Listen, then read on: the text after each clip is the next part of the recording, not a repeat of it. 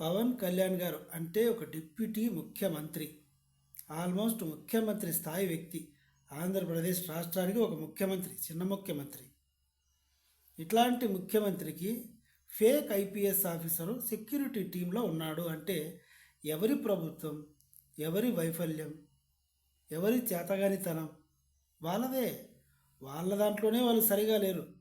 IPS recruitment అంటే మొత్తం central రేంజ్లో ఉంటుంది. అది మామూలు కానిస్టేబుల్, హోంగార్డో కాదు కదా. ఒక ఫేక్ ఐపీఎస్ ఆఫీసర్ సెక్యూరిటీ టీంలో ఉన్నాడు అంటే ఇది నిజం అనుకోవాలా, అబద్ధం అనుకోవాలా, కావాలని చేసిన కుట్ర అనుకోవాలా? ఒకవేళ కావాలని కుట్ర చేస్తే హోమ్ మినిస్టర్ వంగలపూడి అనితకు తెలియకుండా ఏమీ చేయడానికి కుదరదు. సెక్యూరిటీ అంతా ఆమె చేతిలో ఉంది కదా. ఏమో ఇప్పుడు ఏమనుకోవచ్చు మనం, పవన్ కళ్యాణ్ కనుక సెక్యూరిటీ టీంలో ఈ ఫేక్ అని పెడితే ఏదైనా ఇన్ఫర్మేషన్ ఉంటే లీక్ చేయడమో, లేకుంటే పవన్ కళ్యాణ్ లేపేయడమో, ఇలాంటివి ఏమైనా జరిగితే డిప్యూటీ సీఎం కూడా వంగలపూడి అనితనే ఉండొచ్చు అని ఫిక్స్ అయిందేమో. ఒకవేళ ఇవే కనుక గవర్నమెంట్ జగన్ అయ్యుండి జగన్ ప్రభుత్వంలో కనుక జరిగితే గొంతు చించుకొని గజ్జి కుక్కలాగా అరిచేవాడు పవన్ కళ్యాణ్ గారు.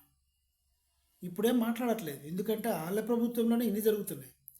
రేషన్ బియ్యం అక్రమంగా జరిగింది రవాణా అన్నాడు. ఎవరి ప్రభుత్వంలో జరిగింది? కూటమి ప్రభుత్వంలోనే జరిగింది. ఆడపిల్లల వైపు కన్నెత్తి చూస్తే కన్ను పీకుతా అన్నాడు. కన్నెత్తి చూడడం కాదు, అన్నీ చేసేస్తున్నారు మీద పడి, పసిపిల్లల దగ్గర నుంచి ముసలోళ్ళ దాకా. మొన్న సిఎంఆర్ కాలేజ్లో బాత్రూమ్స్లో స్పై క్యామ్ పెడితే దాని గురించి ఒక్కడు మాట్లాడాల. ఎలాంటి యాక్షన్ తీసుకున్నారో కూడా బయటికి తెలియదు. గేమ్ చేంజర్ ఈవెంట్కి చించుకొని పోయాడు సారు. 300 వాహనాలు కదిలాయి. సరే ఎందుకులే ఇదంతా.